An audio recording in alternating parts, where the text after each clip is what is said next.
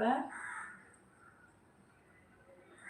இப்படி ஃபஸ்ட்டு இந்த மாதிரி ரெண்டாக மடக்கிட்டு அப்புறம் கூட இப்படி நம்ம அதை இப்படி ரவுண்டாக ஷேப் பண்ணிக்கலாம். இதுக்கு வந்து கொழுக்கட்டை அச்சு கூட இருக்குது. நாங்கள் இது வரையும் அச்சுலாம் வாங்கினது கிடையாது.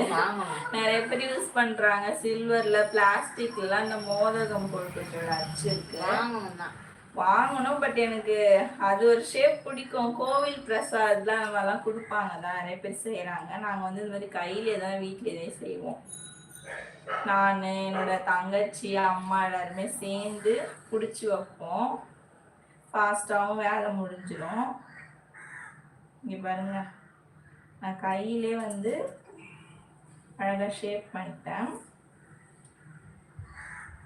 அவ்வளோதான், மோதக கொழுக்கட்டை சூப்பராக ரெடி ஆயிடுச்சு. நானே பண்ணிட்டேன், அச்சுலாம் எல்லாமே பண்ணிட்டேன். இப்போ இந்த மாதிரி இது ஃபுல்லாக